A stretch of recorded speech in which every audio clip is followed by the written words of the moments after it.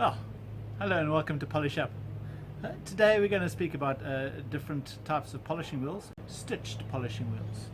Now they come in a whole whack of different sizes and applications, and made out of different things.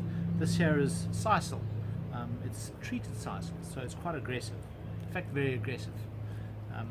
This used in conjunction with a cutting compound can save you a lot of downtime, especially when it comes to removing orange peel or deep abrasive marks. When I say deep abrasive marks, look, 400 grit, 600 grit, maybe even 240. It really depends on the metal you're working on. Obviously, stainless steel or steel is a lot harder than alloy, so you won't need to be as aggressive with this on alloy as you would, for example, on stainless steel. So it's a case of trial and error in many instances. Another stitch type wheel going down. So what I'm trying to do is go from the most aggressive down to the least aggressive, and it'll give you a rough idea of what to use when you want to start polishing. So this is a rag mop or a color stitch mop. Again, it comes in sections. So the sections are generally about 12 millimeters, so half an inch thick. This is basically a 2-section by 200 millimeter or 8-inch polishing wheel. These wheels go down to 150 mils, 100 mils, even 50 mils. 2 sections right down to 1 section. So 1 section would be used to get into nooks and crannies and tight areas. For example, once you finish welding, you've taken the abrasive, the weld marks away with an abrasive. You can get stuck in with, say, a 1-section treated sisal cutting compound, and then obviously follow it with something a little less aggressive to get really a beautiful finish. So we'll go down a bit further, and here we get Calico stitched mops, which is obviously softer than the color stitch. Used with a finishing compound, you're going to get a very high finish with this. So sometimes the best way to get a high finish is actually preparing your surface properly. So if you get most, if not, in fact, you want to get all of the abrasive marks out of your surface first before you even think of going anywhere near a finishing compound combination with a polishing wheel. So this is ideal for stainless steel again, alloy, brass, copper, the softer the metals. In actual fact, you can use it to remove scratch marks from CDs with various compounds. Like, for example, this multi-shine, which is a dryish compound, it doesn't leave a residue, which is ideal for that kind of surface. So broad range of surfaces, and again they come in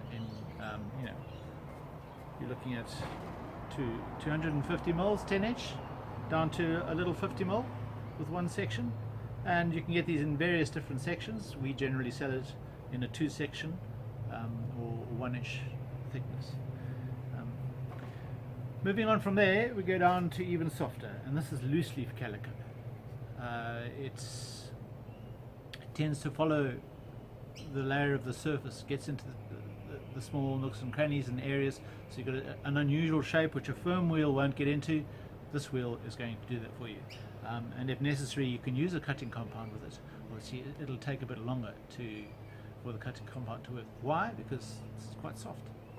But you find that once it spins, the centrifugal force actually keeps it fairly firm and makes it very useful. So moving on to Swan Down. Now Swan Down, you can see it's very thick. It probably has the same amount of leaves, material layers as this, but it's a lot thicker. This is 200 mil or 8 inches. This is very soft. Used mainly in the jewelry industry, so to polish up gold rings and silverware and so on. It brings it up to an extremely high finish. Very good for polishing plastics. So that's sort of a general idea on your polishing wheels. So you're going from aggressive all the way down to soft. It really depends on what application you want to do, what kind of finish you want to get. Tip, and this is quite an important tip actually, is while you're polishing, you're going to find that your polishing wheel actually clogs up and it starts picking up metal, and then you start getting little fleck marks in the surface you're working on, and that can be frustrating. You need to freshen the polishing wheel up every few minutes or so to prevent that. You can use a wire brush. You can actually make something with nails in or something. Just as long as it gets, as the wheel spins, it gets rid of that layer of residue. You get bitten by mosquitoes. I don't know. Anyway, so moving on from that, and it doesn't matter which wheel you're working with, you can use this. You must use it all the way across. So whether you're using airflows, your cutting combinations, your finishing combinations, use this. It'll create a consistency in your polishing and make it a lot more pleasurable. So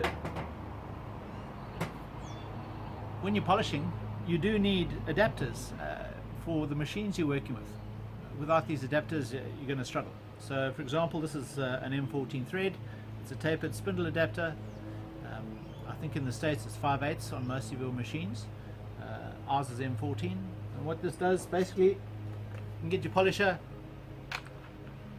and screw it on. And that means that you can get any wheel. I'll just take this one for example, and they can struggle initially to get on, but once you get it on, oh, there you go.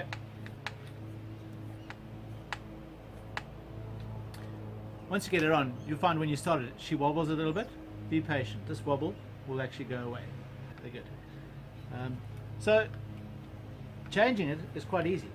Literally, it takes seconds to do it. And you just chuck another wheel on with another combination, and off you go.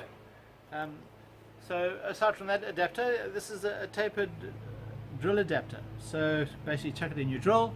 Now this is for the smaller, hard to get to areas, and you can literally imagine. Look at that. Great.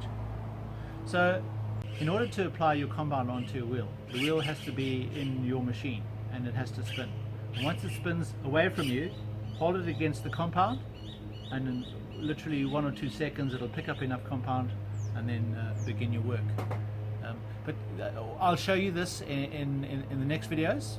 We're going to polish some aluminium, and I can show you the different combinations and what the different wheels and the compounds can do on those surfaces.